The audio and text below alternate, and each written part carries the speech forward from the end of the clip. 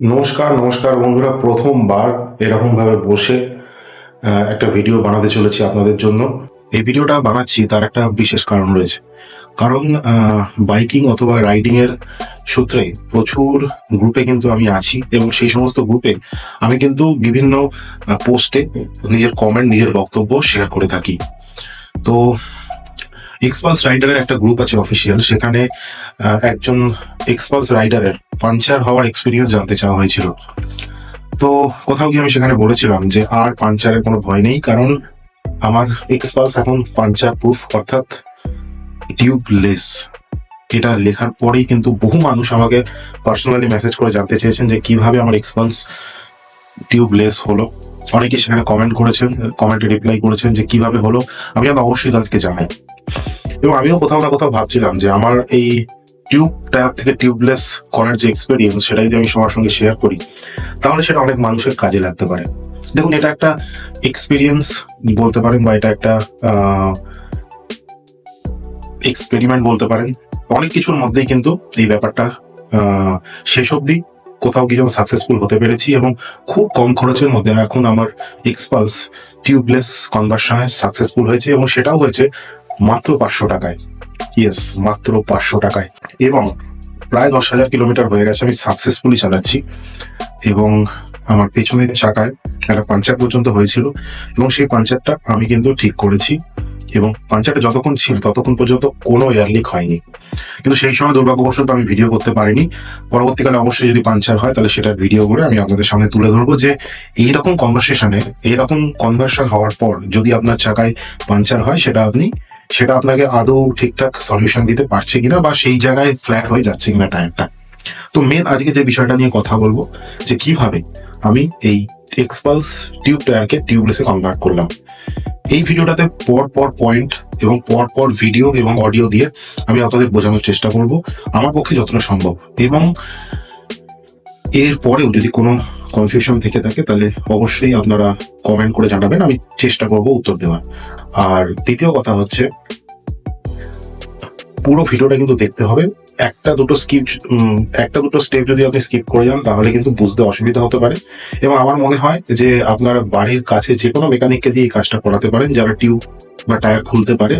আর যদি সেরকম মনে হয় আমি যেখান দিয়ে করছি সেখানে এসেও আপনারা করতে পারেন, তারা খুব কম টাকায় কিন্তু আপনাকে সহজেই এই কাজটা করে দেবে। যদি আপনি বেহালার ভেতরে থাকেন তাহলে অবশ্যই আপনি চলে আসতে পারেন।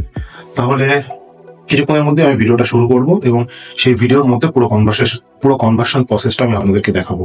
খুব মনোযোগ সহকারে দেখবেন আর শেষ অবধি দেখবেন। আর অবশ্যই যদি আপনি চ্যানেলে নতুন হয়ে থাকেন তাহলে এই চ্যানেলটাকে সাবস্ক্রাইব করতে ভুলবেন না। আর এই ভিডিওটা কেমন লাগলো সেটা একটু কমেন্ট করে জানাবেন। তাহলে চলুন শুরু করা যাক। যেহেতু আমার এক্সপালস প্রায় 3 বছরের পুরনো, তাই জন্য কিন্তু দুটো রিমেই বেশ ভালো রাস্ট পড়েছিল। সেই জন্য সেই রাস্টগুলোকে রিমুভ করার জন্য আমি কিন্তু ভালোভাবে সেগুলোকে সিরিজ কাগজ দিয়ে ঘষে সেখানে একটা নর্মাল রং কিনে এনে রং করে নিয়েছিলাম। এর পরের স্টেপটা খুবই গুরুত্বপূর্ণ স্টেপ, তাই মন দিয়ে শুনবেন। আপনার যে সাইজের টিউব লাগে সেই টিউবের থেকে 2 সাইজ কমের টিউব আপনি বাজার থেকে কিনে আনবেন।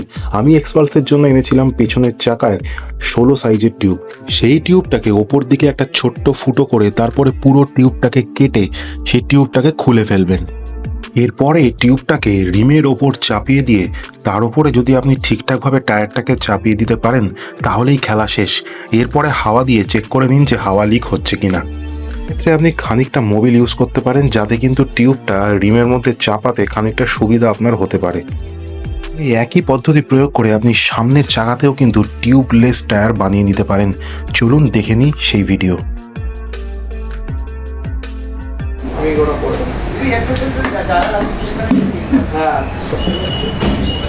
সকালে কটা 10টার মধ্যে দেবো নাকি? হ্যাঁ দিয়ে দাও।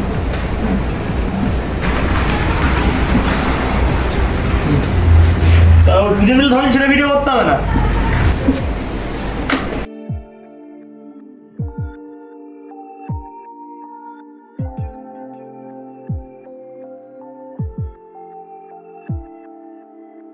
এবার পালা হাওয়া চেক করার। দেখতেই পাচ্ছেন হাওয়া কিন্তু ধরেই নিয়েছে, এবং কোনো রকম কোনো এয়ার লিকেজের ব্যাপার কিন্তু এখানে নেই।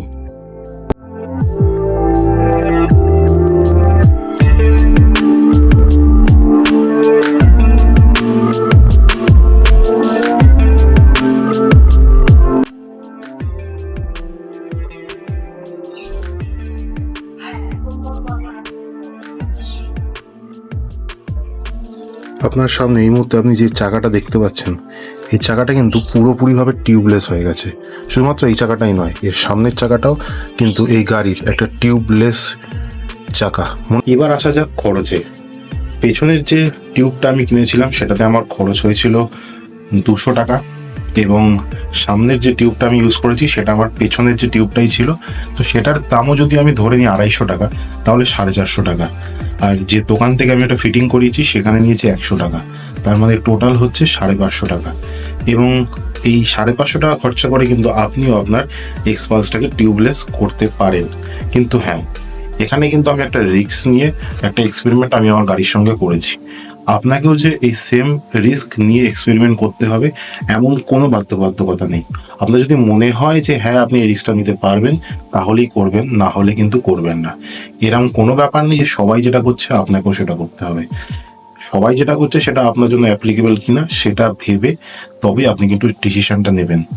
আর আপনার টায়ার যদি অনেক দিনের পুরনো হয়ে গিয়ে থাকে, তাহলে অবশ্যই আপনি সিয়েটেরই যেটা টিউবলেস ভার্সন আছে সেটা নিলে হয়তো একটু বেটার হবে বলে আমার মনে হয়। আমার যেহেতু এক্সপালস আগের টিউবটা নিয়ে 30,000-এর বেশি কিলোমিটার চলে গেছিলো, তাই জন্য আমি সিয়েটেরই টিউবলেস যে টায়ারটা আছে সেই টায়ারটা ইনস্টল করেছি, এবং এখনো পর্যন্ত আমি ঠিকঠাক সার্ভিস পাচ্ছি। তো এই ছিল আজকের ভিডিওটা যদি ভালো লেগে থাকে তাহলে অবশ্যই কমেন্ট করে জানাবেন, আর নতুন হয়ে থাকলে অবশ্যই চ্যানেলটাকে সাবস্ক্রাইব করবেন। আমাদের এই চ্যানেলে গাড়ির ভিডিও, আমার এক্সপালস নিয়ে বিভিন্ন রকমের তথ্য, যেগুলোকে আমি বিভিন্নভাবে এক্সপালসটার সঙ্গে যে এক্সপেরিমেন্টগুলো করি, বা আমি এক্সপালস নিয়ে যে জায়গায় যাই সেই জায়গার ভিডিও, এবং অন্যান্য আরও ঐতিহাসিক জায়গা, এই ধরনের ভিডিও কিন্তু এই চ্যানেলে আপনারা দেখতে পাবেন। তো সেইগুলো দেখার জন্য চ্যানেলটাকে অবশ্যই সাবস্ক্রাইব করে নেবেন। আজকের জন্য ভিডিওটা এখানেই শেষ করছি। ভালো থাকবেন, নমস্কার, টাটা, জয় হিন্দ।